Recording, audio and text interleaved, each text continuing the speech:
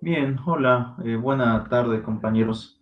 Noche ya. Bien, en esta ocasión vamos a llevar a cabo nuestra sesión de esta semana que tiene que ver con las cárceles en la época de la colonia.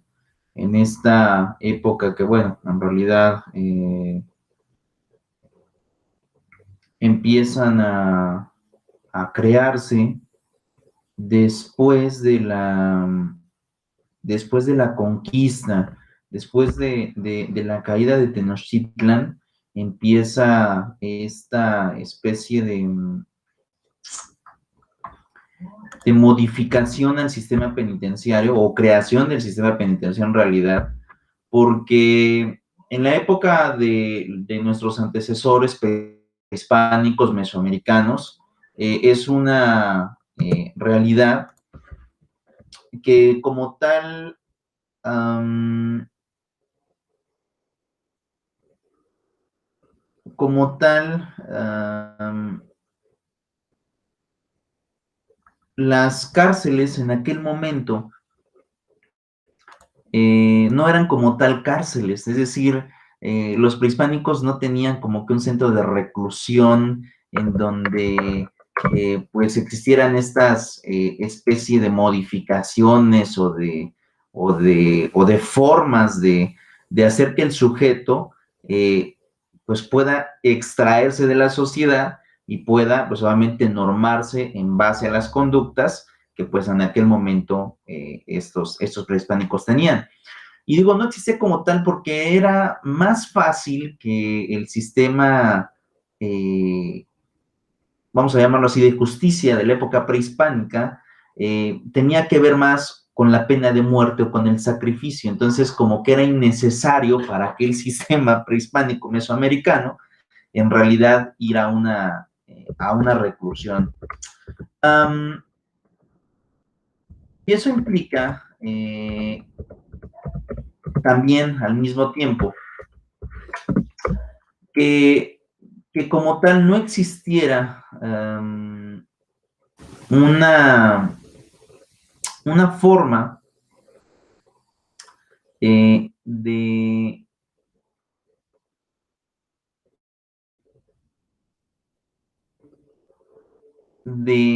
pues sí, en realidad de establecer o de generar un sistema pues reinsertivo, ¿no? No existía esta concepción, era simple mátalo, exhíbelo, porque habría que recordar que en la época de los aztecas existía el Zompantli, que era el Zompantli, pues era este muro de personas que habían asesinado a los aztecas y que bueno, entre otras cosas, les cortaban la cabeza y dejaban esas cabezas que se fueran pudriendo y los cráneos los levantaron en un muro. Entonces ahí estaban exhibidos absolutamente pues sí, en realidad todos los vestigios, los restos humanos, pues que habían generado obviamente estas muertes por parte de los prehispánicos. Entonces, como tal, no había un sistema tal vez carcelario en forma, como hoy lo comprendemos y lo conocemos, para extraer a personas y para separarlas de la sociedad por su conducta, pues obviamente que no es acorde a las reglas sociales o generales de aquel momento. Sin embargo, en realidad el periodo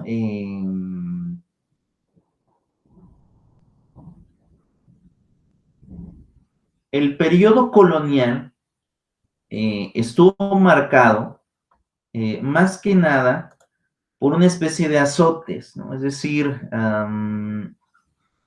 por una especie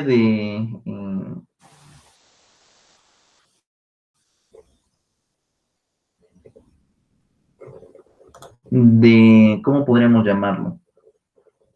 De torturas, ¿no? Es decir, la época colonial como tal no trajo para la Nueva España, eh, no trajo para la Nueva España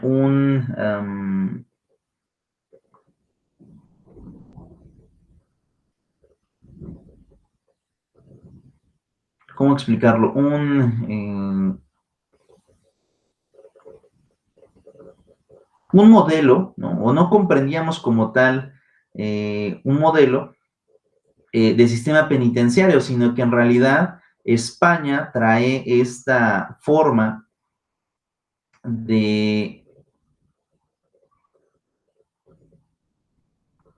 de cómo, pues sí, en realidad de cómo, de cómo establecer estos centros y qué tipo de reclusión iban a tener.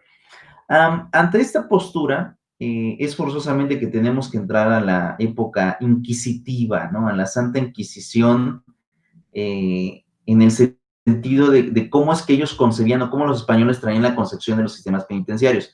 Y en esa parte tendremos que decir que ellos se apegaban mucho a la escuela romana, a la escuela que de alguna manera pues obedecía estos regímenes en donde eh,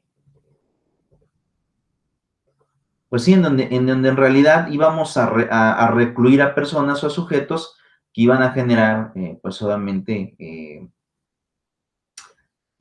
la parte de poder quitarlos y ahora tratar de simplemente torturarlos, ¿no? Era como que la forma en que ellos concebían. La escuela romana no había como tal una reinserción, sino era pues esta parte. Ahora, en el México prehispánico existía una especie, un intento, ¿no? Porque eso en realidad es un intento de cárcel, que era el Cuali.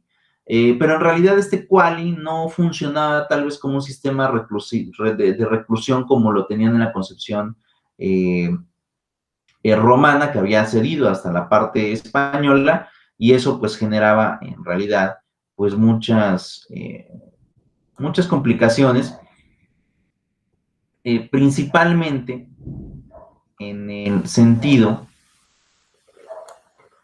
de que pues la concepción iba mucho más allá, ¿no? Es decir, no solamente era extraerlo, sino era darle ese sufrimiento eh, de, de, de, cómo es que iban a tener ellos el sistema, pues en realidad el sistema penitenciario no era como tal algo como tal vez definido.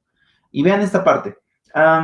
Este Cuali, ¿no? Que era la parte de la época prehispánica del México mesoamericano, lo podríamos dividir dependiendo también del tipo de cultura, ¿no? Podemos empezar con el tema de los mayas, ¿no? Que tenían una concepción pues completamente refinada de la vida, una concepción de la metafísica, del universo, de los astros. Digamos que en esa primera parte, eh, los,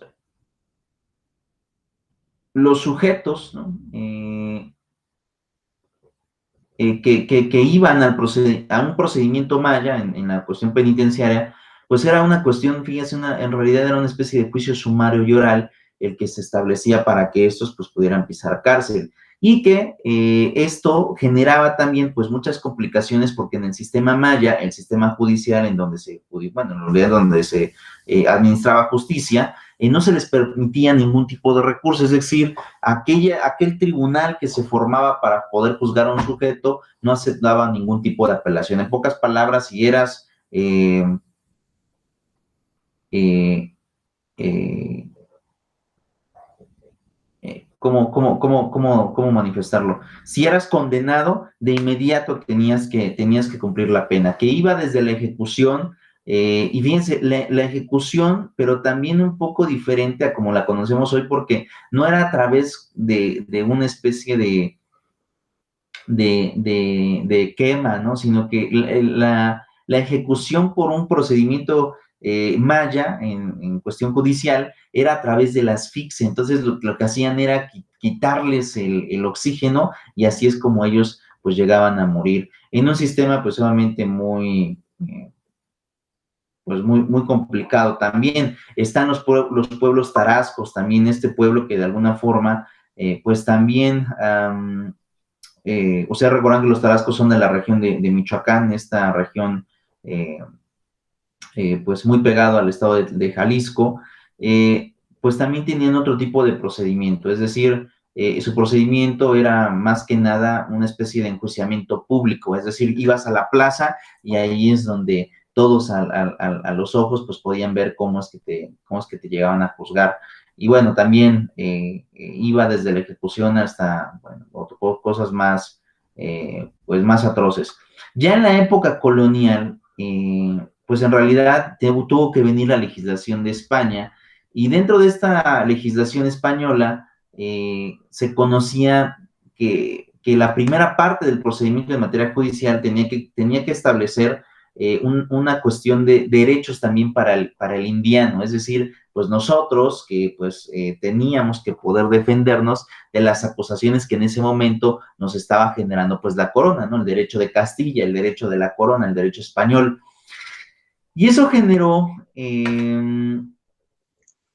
mucha problema, mucha problemática, porque podemos establecer en esa primera parte que el sistema en realidad judicial que se empezó a establecer en esa postura, pues era darle la primera oportunidad al sujeto de poder tener un conjunto de derechos en base a la cuestión castellana de poder defenderte de la corona. Pero también habría que recordar que dentro de estos derechos de defensa que existían en aquel momento de la época o de la corona española, pues existía mucho la parte de la imposición por parte de la corona, es decir, sí tenías derechos por cuales pues tú te podías defender, pero la realidad es que este procedimiento o esta voluntad de aquellos emperadores dentro de las monarquías que se generaban en aquel momento, pues eran la palabra que se tenían que tomar. Y en ese sentido, eh, podremos decir que había un conjunto de leyes que integraban los libros que utilizaba, en este caso, el monarca para poder enjuiciarte. Y dentro de esos libros o de esas leyes que tenían, pues básicamente estaba eh, eh, la voluntad, ¿no? También del romance que tenían en aquellos momentos las monarquías con la iglesia, estas como especie de penitencias, esta especie como de voluntad divina, por medio de las cuales pues te juzgaban. Y habría que recordar que también en la época monárquica, pues ellos también se autocontemplaban como elegidos de Dios y por lo tanto la voluntad que ellos tenían pues también era considerada como voluntad divina pues ante las problemáticas que en aquel momento se estaban generando. Lo cierto es que con la clasificación que existía dentro de la época colonial de personas, que estaban los peninsulares, estaban los criollos, estaban los tlaxcaltecas y después los mestizos, porque recuerden que cuando viene el apoderamiento o la conquista de México o de la Nueva España en aquel momento, los tlaxcaltecas negociaron un papel preferente al mestizaje que íbamos a tener pues todos los aztecas, los indios y bueno, ya después vendrán también, y se me fue el nombre de estos sujetos que son de raza negra, mulatos. Entonces, dependiendo también qué tipo de clasificación o qué tipo de clase social iba a ser la serie de beneficios que podías tener dentro del enjuiciamiento en la corona española para, obviamente, cumplir la pena. Es decir, no todos iban a tener esta posibilidad pues sí, en realidad de tener esta especie de beneficios y que iban a poder, pues al final, pues defenderse del tema del procedimiento en materia penal. Dentro de estas leyes, ¿no? Existía precisamente o dentro de ese capítulo de las leyes indianas, existía un capítulo que era precisamente de las cárceles o los carceleros, era el título séptimo, y también hablaba acerca de las visitas a la cárcel, es decir, ya había como que un sistema perfectamente bien contemplado en la corona española de cómo es que se tenían que ver o cómo es que se tenían que realizar pues estos procedimientos para que las personas pues tuvieran primero el sistema carcelario, cómo se iba a manejar, por otra parte, qué derechos iban a tener los carcelarios y pues también el sistema de visitas, porque es una realidad que tú no puedes aislar a un individuo, tú no puedes aislar a un sujeto cuando éste, pues de alguna u otra forma, pues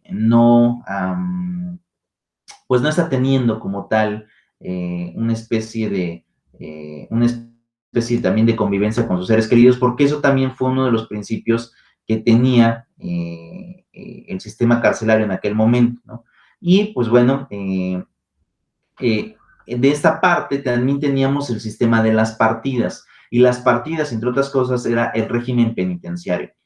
Y fíjense, el objetivo primordial de la prisión en aquel régimen o del aprisionado eh, era el siguiente, era el que se establecía en el título 29 de la ley sexta.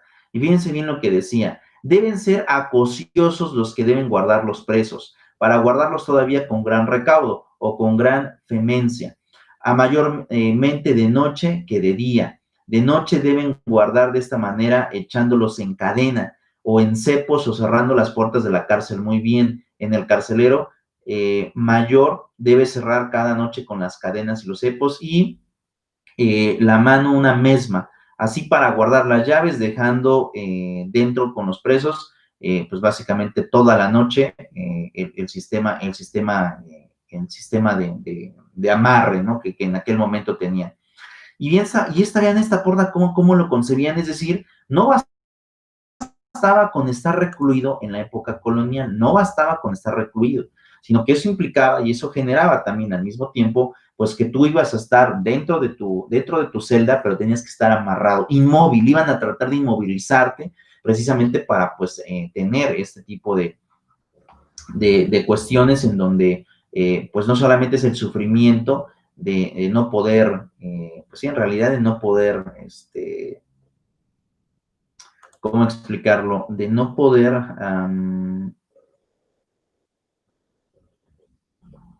de no poder moverte, y eso pues genera una especie de doble frustración, es decir,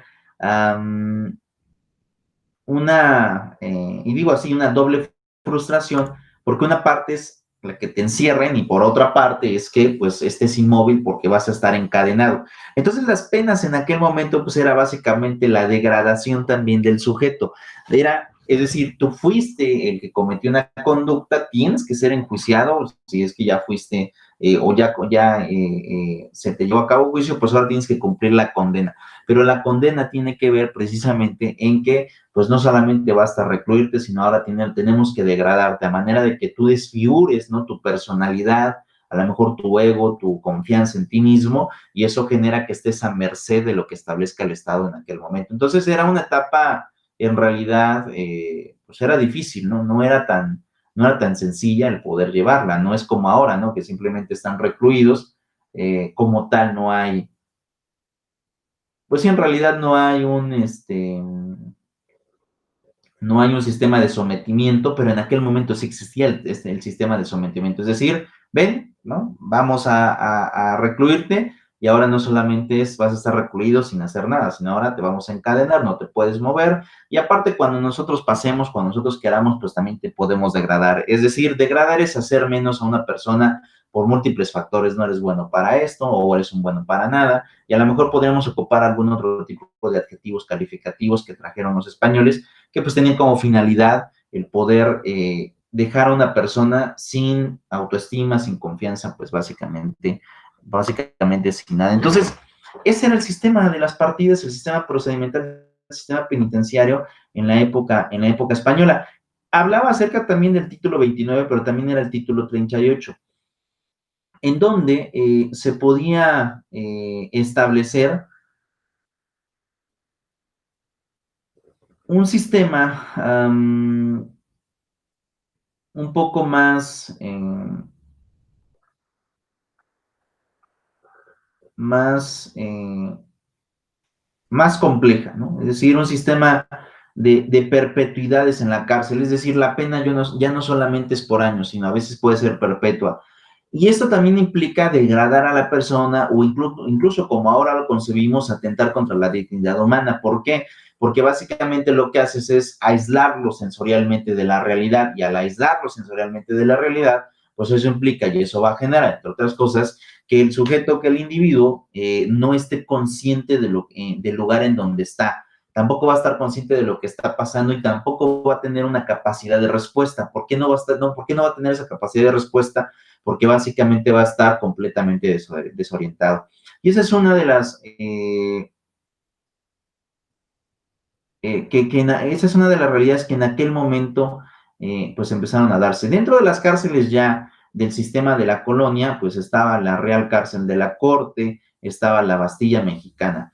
Pero antes de que comencemos con esta parte de poder ir narrando cómo eran las cárceles, estas cárceles ya en la época colonial, después de dar todo este preámbulo, quisiera que viéramos un video de una parte, me parece que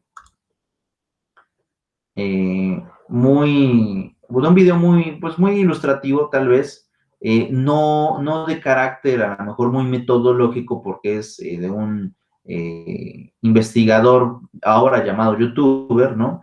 Pero que logra de alguna manera explicar cómo era la Santa Inquisición, es decir, el azote de aquellos que se atrevían a ir en contra de la corona en aquellos años, y para que se den cuenta cómo iban las penas, es decir, podían degradarte, podían también llegar a la pena de muerte. Yo les decía hace un momento que en el Coahuali, que era básicamente la cárcel del Imperio Prehispánico, pues podías morir por asfixia. Aquí era diferente. Aquí en la época colonial podías llegar a ser un poco más...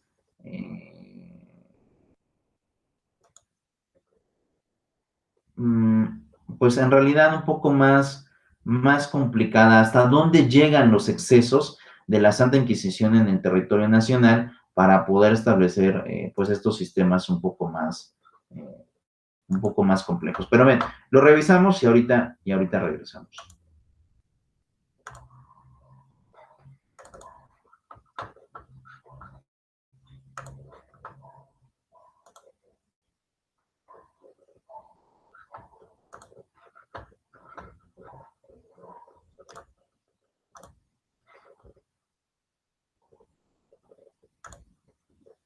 Persecución en contra de las personas que mantenían costumbres politeístas, les llamaron brujos y les acusaron de producir toda clase de problemas sociales y de salud, como pestes, pobreza, enfermedades y un largo etcétera. Para hacer frente a este supuesto problema, en 1123 el Papa Gregorio IX creó la Santa Inquisición para juzgar toda clase de faltas a la fe, a los cuales llamó herejías. Desarrollaron un procedimiento para llevar a juicio a las personas bastante inhumano, donde cualquiera podía acusar a quien se le viniera en gana sin tener que demostrar con pruebas esa acusación. Después se apresaba al denunciado y se le quitaban sus bienes para mantenerlos como garantía mientras estaba encarcelado. El siguiente paso era el tormento para que el reo declarara sus crímenes, pero si no lo hacía y quedaba vivo después del tormento, se le liberaba cuando era inocente o se le castigaba cuando era encontrado culpable. La Santa Inquisición española fue sumamente dura, exigente y cruel, a la cual se le atribuyen innumerables castigos y sentencias condenatorias con pena capital. Fue una gran cantidad de personas las que perecieron a causa de las sentencias condenatorias de la Santa Inquisición en Europa. Se estima que en Polonia y Lituania fueron unas 1000 personas, en el Reino Unido unas cientos de víctimas y en Alemania un total de 2500 personas.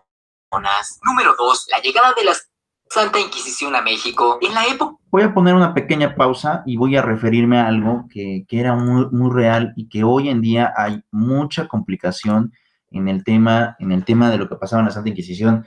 Y era que para que un sujeto pudiera declararse culpable, básicamente la Inquisición en esta época colonial obligaban al reo a manifestar su culpabilidad dentro de alguna comisión de algún delito. Que bueno, ahí en realidad un delito en la época colonial podría ser incluso no creer en la Iglesia Católica, ¿no? Es decir, era un poquito más complejo, un poquito más complicado. Y para ser sincero, habría que recordar que incluso en las constituciones mexicanas, ya del México independiente, se obligaba a los sujetos a tener la religión católica. Pues eso pasaba en el México independiente. Ahora imagínate lo que era la severidad en la época colonial, donde la colonia, pues obviamente, si tú todavía creías, a lo mejor en Quetzalcóatl, creías en Huitzilopochtli, en Tlaloc, en estos dioses prehispánicos que ellos llegan a tener, pues era ya considerado como herejía y podías ir a un sistema de procedimiento judicial y a una pena también que tenía que darse. Entonces lo que hacían era someter, ¿no? Yo hace un momento les decía, lo que hacían era someter al sujeto para que éste pudiera también a su vez autoaceptar a lo mejor una conducta o un delito que no cometió, pero que en ese momento, pues si la corona le exigía, y obviamente con los sistemas de tortura que ahorita vamos a ver, pues básicamente cualquier persona a veces, aunque no cometiera la conducta, pues decía, ¿no? Que había cometido una conducta para dejar de sufrir, y pues básicamente muchas personas iban también a la cárcel, no porque hubieran sido culpables, sino porque en realidad la corona los quería allí. Y querían satisfacer pues también otro tipo de cosas. Entonces, es una época muy complicada. Eso pasaba en la época colonial. Hoy en día no es posible. Hoy en día incluso en el procedimiento en materia penal está prohibida las penas de tortura, están prohibidos los azotes e incluso a aquellos que trasladen a un probable responsable dentro de un procedimiento y que este sujeto pudiera sufrir un tema de tortura, o algún tema de sometimiento para que confiese su culpabilidad en la comisión de algún delito, eso implica crear responsabilidades a los servidores públicos y también crea la libertad del sujeto que ha sido sometido a estas penas de tortura. Y bueno, pues son dos realidades diferentes, ¿no? Antes se hacía, lo protegía la ley de aquel entonces, y ahora pues es imposible. ¿Por qué? Porque la ley incluso sanciona y crea responsabilidades para los servidores públicos. Entonces son dos épocas distintas, pero en aquel momento sí se podían realizar este tipo de conductas. Bien, vamos a ver esta segunda parte.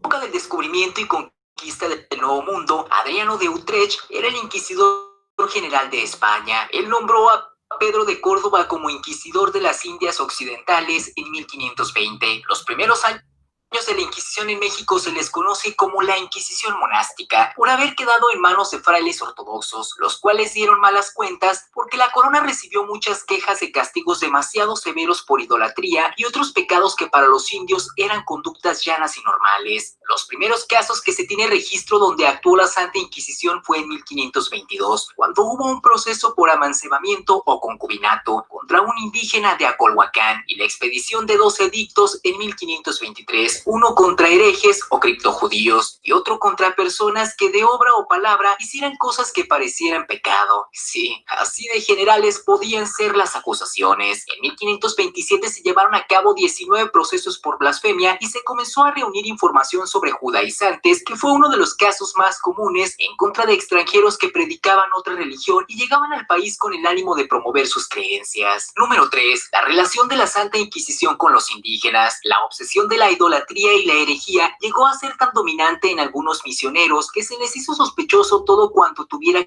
que ver con el paganismo, así como los estudios de las creencias, usos y costumbres e instituciones sociales de los nativos. Incluso el rey Felipe II prohibió que se escribiera acerca de las costumbres de los indios, prohibió la traducción de textos sagrados al lenguaje de los indígenas y destruyeron un sinnúmero de códices porque para ellos eran obras diabólicas. La religión indígena fue tildada como paganismo y como una auténtica experiencia religiosa, pero corrompida por influencias demoníacas. En cuanto al enjuiciamiento de los indígenas, las causas más comunes durante los primeros años fueron la pologamia, bigamia y amancebamiento, junto con la hechicería, la adivinación y la superstición. Sin embargo, hubo unos casos que llevaron a replantear el papel de la Santa Inquisición con los indígenas. Primero, cuando el inquisidor Fray Martín de Valencia condenó a 4 tlaxcaltecas nobles, acto que provocó indignación entre los indígenas aliados, los cuales amenazaron con levantarse. Pero la gota que derramó el vaso fue el escándalo que se produjo con el enjuiciamiento y posterior condena del indio Carlos Ometochsin, nieto de Nezahualcóyotl y cacique de Texcoco, quien fue acusado como idólatra ante el fray Juan de Zumárraga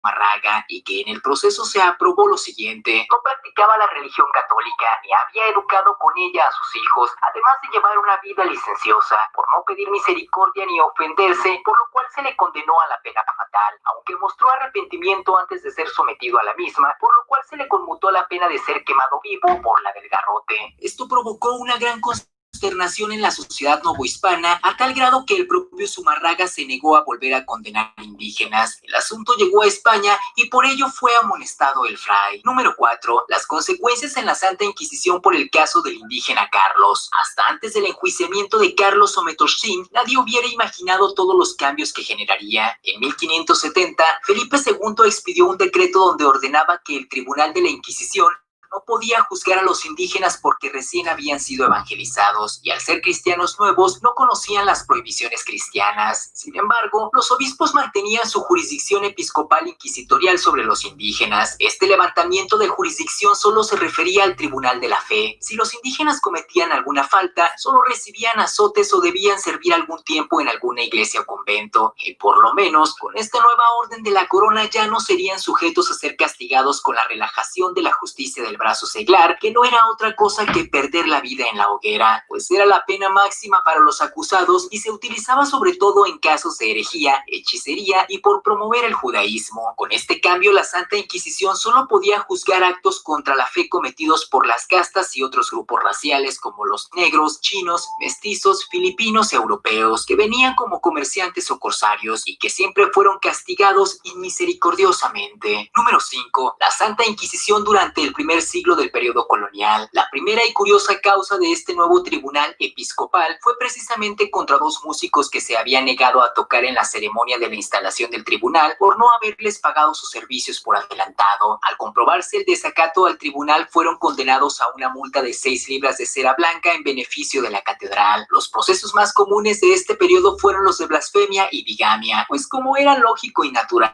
tratándose de españoles que emigraron al Nuevo Mundo y que venían con el fetiche de encontrar pareja. Al parecer, la Inquisición fue muy estricta en estas materias. También empezaron a dar problemas a la Inquisición los piratas ingleses y franceses por sus creencias protestantes que difundían en los puertos donde desembarcaban, y así fue procesado el pirata francés Pedro Sanfray. Para finales del siglo XVI, el problema se trasladó a los promotores del judaísmo, los cuales principalmente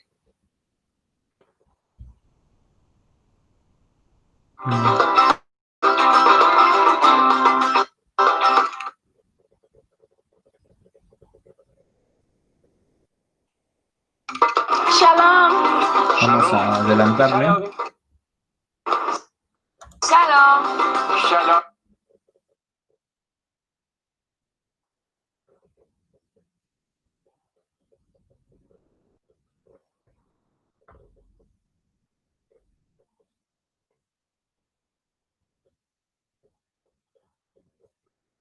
Principalmente venían de Portugal. El caso más notable fue el de los Carvajal, donde después de haber llegado a ser gobernador del nuevo reino de León, don Luis Carvajal el Viejo, por sus prácticas religiosas fue condenado a 6 años de destierro, perdiendo la vida en las cárceles de la Inquisición antes de cumplir su condena. Sus parientes judaizantes sí fueron condenados a la hoguera, pero con posterioridad. Sobre la vida de esta familia, incluso se han realizado libros y películas. En el primer siglo de vida de la Santa Inquisición en nuestro país, en sus diferentes formas que tuvo, conoció de 1488 causas, la primera por blasfemia, bigamia, proposiciones etéricas, entre otras razones variadas. Sin embargo, solo en 17 de ellos fue aplicado el castigo de relajar el brazo secular. Número 6. Los dos últimos siglos de la Inquisición en México. En los siglos XVI y XVII.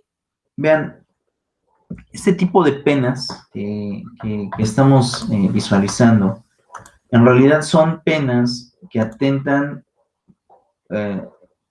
o en la actual concepción atentan contra el derecho de integridad, el derecho de dignidad humana. También había partes de discriminación. Había una especie de derecho canónico ejercido dentro de las Cortes Administradoras de Justicia.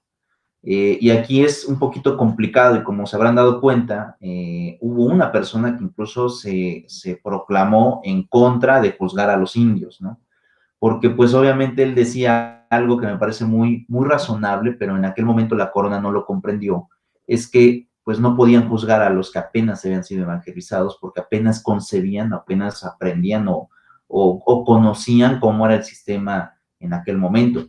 Sin embargo, pues la corona no perdonó y dijo, no, hay que enjuiciarlos y hubo mucha atrocidad en esa primera parte. La época religiosa, ¿no? Y aquí, pues obviamente también habría que recordar que la época colonial la tenemos que estudiar en base a las tres partes de la época colonial, es decir, los 3 siglos que dura la época colonial, no todas se aplican, no en todas se aplicó de la misma manera y hay como que muchas diferencias entre ellas. Sin embargo, la primera fue completamente atroz, ¿no? Es decir, o mátalo en la hoguera, ¿no?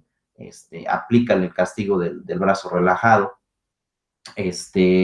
degrádalo, ¿no? Es decir, has de sentir que no vale como persona, una serie de cosas que hoy nos resultarían impensables, atroces, pero que en aquel momento eran muy usuales, era una realidad que en aquel momento pues se llevaban a cabo este tipo de prácticas y generaban muchísimos problemas y no era tan, en realidad, tan, pues no era sano, ¿no? No era,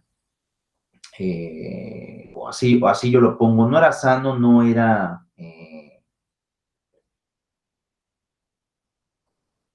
benéfico, y por el contrario, me parece que era muy,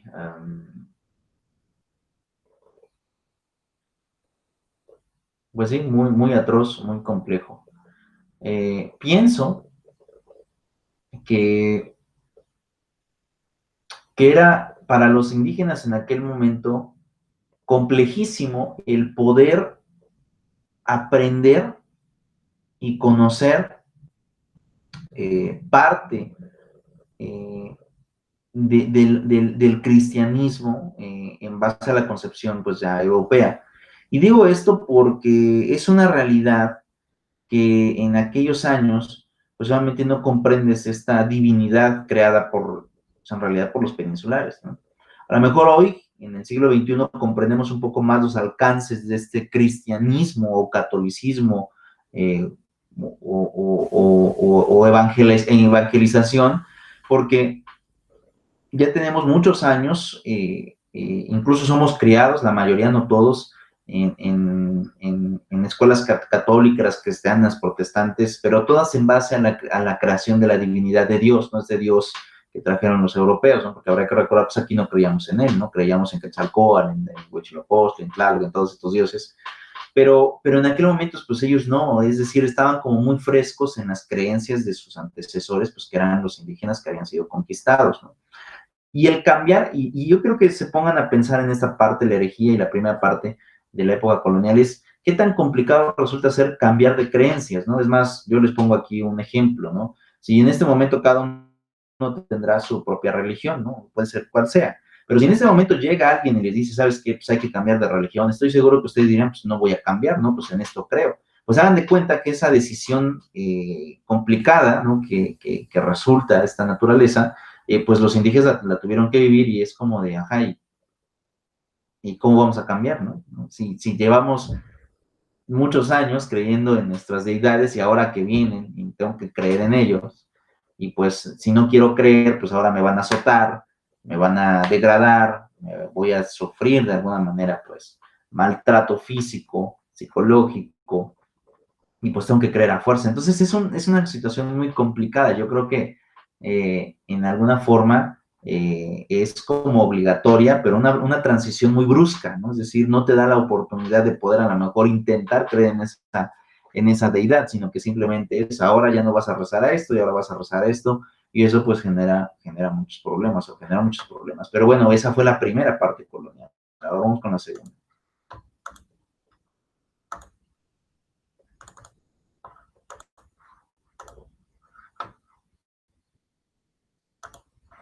El pueblo tenía un gran temor a la Inquisición y la persecución contra los herejes mostró bastante crueldad, pero ya en el siglo XVIII esta actitud se fue relajando poco a poco, permitiéndose canciones pícaras, bailables atrevidos, obras de teatro con frases de doble sentido y actitudes menos fanáticas. Las familias tradicionalistas veían lo que sucedía con alarma, como si estuvieran presenciando el fin de una buena educación y del temor de Dios, pero en cambio la gran masa popular sentía mayor libertad. México logró conservar la mayor documentación histórica de los expedientes de la Santa Inquisición de toda Latinoamérica y una de las más grandes del mundo. Estos documentos históricos se encuentran guardados en el Archivo General de la Nación, y en un estudio realizado por Beatriz Barba reveló que de los años 1700 a 1820 la Inquisición conoció 24.570 casos, algo que llama mucho la atención por parecer tan pocos para un periodo de 120 años, sobre todo si comparamos los números de expedientes que les toca conocer en un año a los juzgados actuales. Sin embargo, resulta imposible determinar en qué terminaron estos asuntos, porque la mayoría de los procesos se empieza a levantar el acta, pero nunca se termina, y mucho menos se finaliza hasta llegar al perdón o al castigo, de modo que es un archivo con muchas deficiencias. Número 7. La leyenda negra de la Santa Inquisición en México. Se ha construido toda una leyenda negra sobre el papel de la Santa Inquisición en México, pues jugaba un papel fundamental y de alta influencia en los gobiernos de los virreyes,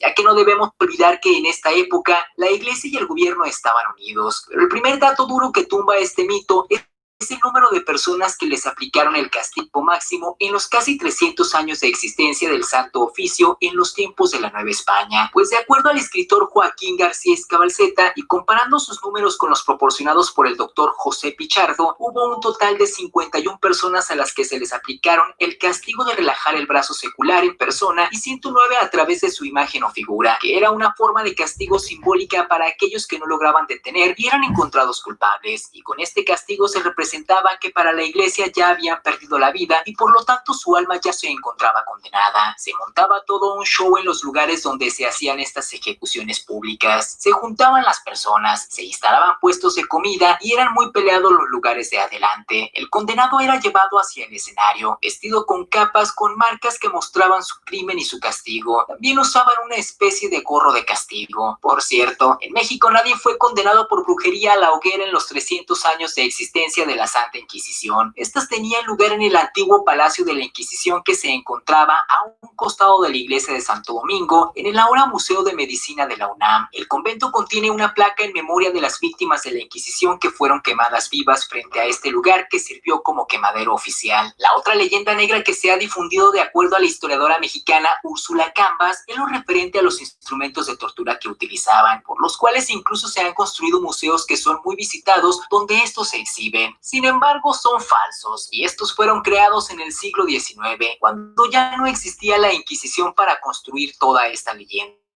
El verdadero método que utilizaban para... Stop. ¿Por qué no has aprendido inglés todavía? ¿Sabías que el 20% de la población de la Tierra habla inglés fluidamente? ¿Y sabías que...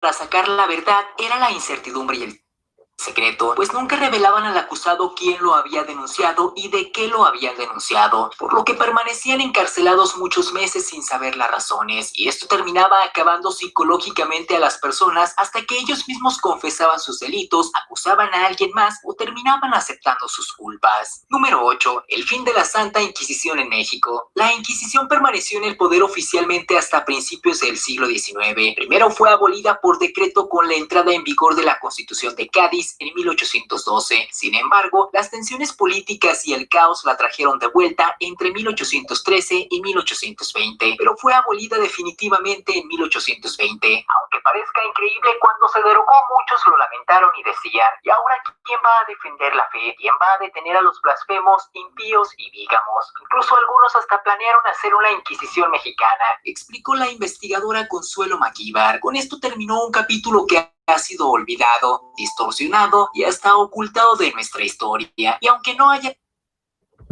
Y en esta parte, en esta última parte ya como tal de la época, pues en realidad colonial, vean lo complicado, ¿no? Es decir, primero te resistes a la creencia, pero después aceptas las penas y el sistema judicial y penitenciario que en aquel momento tenía, ¿no? Las cárceles, pues obviamente, como les decía, los tenían engrellados, ¿no? No solamente estaba recluido, sino también implicaba y generaba que pues no pudieras tener acceso con ninguna otra persona, que no tuvieras la oportunidad de, pues sí, en realidad de poder comunicarte o incluso poder de cambiar, ¿no? Nadie va a cambiar encadenado, esa es una realidad. Pero en aquel momento pues era la máxima y era la forma en que ellos concebían este tipo de penas, este tipo de formas, y no era tan humano, ¿no? Y bueno, pues si a eso le añades el sentido religioso, pues como tal, ya lo vieron, pues ahí podía ser culpable simplemente, y vuelvo a repetir, simplemente por no creer en alguna situación determinada. No es fácil, no es sencillo, pero lo que sí implica o lo que sí genera, pues es preocupación por parte de nosotros, en el sentido de que, pues bueno, tiempo después, en la última parte, ya incluso en la primera parte del México independiente, pues hubo quienes intentaron regresar a ese sistema, ¿no? En donde pues podías quemarte o podían darte muerte en una plaza, en donde todo el mundo veía cómo te ejecutaban, podían quemarte, es decir, imagínense que después del siglo independiente, del México independiente, después de haber pasado los 3 siglos de época colonial, pues todavía se intentó regresar a ese tipo de cosas, ¿no? Es decir, nosotros pues ya como mexicanos, en un principio se nos obligó y después aceptamos y algunos hasta peleaban que regresara ese tipo de término porque pues se tomaba la fe como la verdadera, como la real, y pues se olvidaban de las costumbres pues, que en aquel momento ya tenían, ¿no? Es decir, era una situación muy, muy compleja, muy complicada, pero bueno, así es como se llevó a cabo el sistema penitenciario con ejecuciones, con grilletes, con penas, con juicios sumarios, con una serie de atrocidades y de conductas por parte de aquel momento, pues la corona, pues que atentaba con la hoy o atentaba hoy como lo comprendemos en todas sus facetas con los derechos humanos de las personas. Es decir, no existía en aquel momento ese tipo de conceptos. Es decir, era simplemente la voz de mando del monarca, era todopoderoso, la serenidad que podía dar luz a la voluntad o a la vida de las personas, y era sumamente complicado. Es una verdad que pues, genera muchos problemas y muchas problemáticas. Pero bueno, en fin, hasta aquí dejaré la sesión del día de hoy. Nos estaremos viendo la próxima semana. Por mi parte es todo. Hasta luego.